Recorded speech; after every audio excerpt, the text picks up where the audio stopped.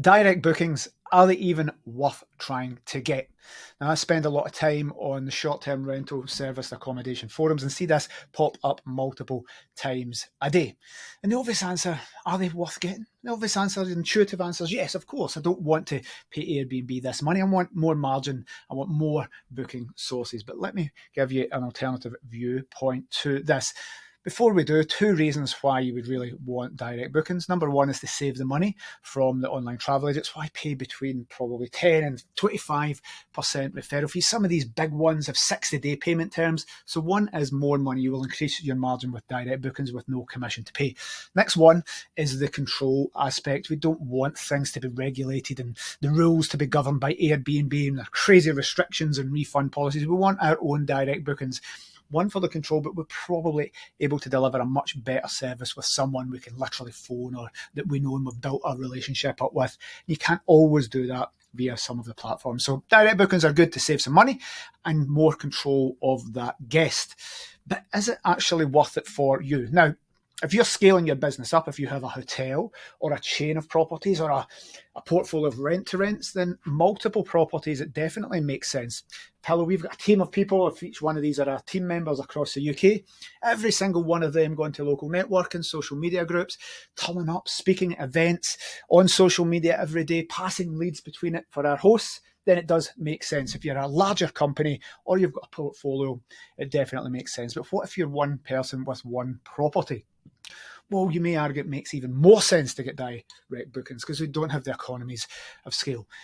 But look at it like this. I see people really knocking their pans in and getting up early 3 days a week to go to network. And they've got one property. If you add up what your time is worth, add up what is your hourly rate, take your salary or what you're going to make out of this property. And I see lots and lots of people trying to do everything they can to cut out their Airbnb fees, but it's actually costing them more on their own time to go to network and to take calls, to do all this stuff to get direct bookings.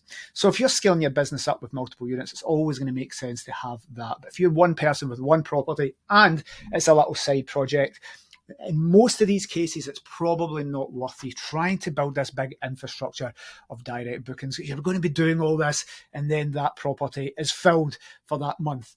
And all your work, you can't double up and replicate it. Now, it's fine for us at Pillow because if we've got a booking, all these property managers across the UK will have different units. So if they're going to networking and getting up to go to networking in London and Glasgow and Bath or Brighton, all these places, well, that whole thing multiplies across a portfolio of properties. And sometimes we'll go to London and we'll pass a lead for Glasgow. So for bigger companies, it's worth it. But once your unit's filled for a month, you might get 2 or 3 leads from that, but it's gone. You can only rent it once. So I see lots of people dedicating this, getting caught up, getting very emotional about it.